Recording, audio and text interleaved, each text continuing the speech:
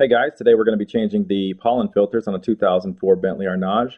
This is an easy project, a good DIY, and a cheap maintenance item that you can totally handle yourself, so let's get started. The filters are located underneath the hood. There's one on the driver's side and there's also one on the passenger side, and all you do is remove these filters by using a Phillips head screwdriver and removing the two screws that hold down each filter. Once you get those out, you're going to simply pull that cassette that holds the filter upward and gently remove it. Mine kind of got caught up a little bit on the old seal, but just be careful, you're going to reuse that cassette.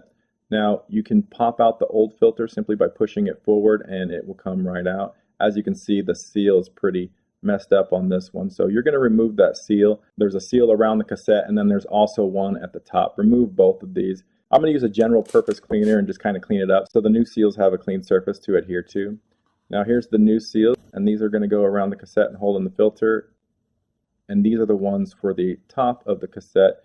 Simply pull off the backing and then this will slide right over the cassette and press that down. If you notice on the cassette that it has this little tab right here, and that's for the filter, contains a little tab to make sure you put it in the right direction. Now this may sound counterintuitive, but you will notice on here by the arrows that the airflow actually goes from the rear of the car to the front of the car. Most people think it's front to rear, but it's actually rear to front, so it's very important that you put the filters in the right directions. Now to demonstrate this, I put a light down in the filter box and you can see that the vents on the cowl light up and the air actually flows down these vents and through the filter and then along the firewall to the blower motor. So when you put your new filter in, like this aftermarket one, it does not have the tabs. You want to make sure that it is going from rear to front. Once you've got it in there correctly, remove the backing of the new seal and press it on firmly. Simply drop this back in gently, make sure that it doesn't get caught up on anything, and replace the two screws, and that's it. You've changed the pollen filter on this. The other side is the exact same thing.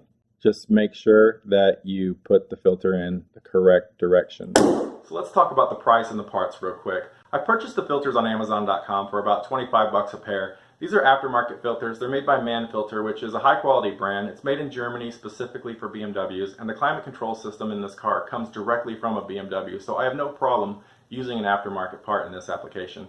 Additionally, the dealership wanted $180 for a pair of filters. Now, since these are going to get switched out every year, it doesn't make sense to put that much into the filters, especially when the car isn't driven very often. I purchased the seals from FlyingSpares.com. They were about $15 per set. That's about half the price of what it would cost if I purchased those at a dealership. And those are actually genuine Bentley parts. Unfortunately, I had to pay for international shipping on those.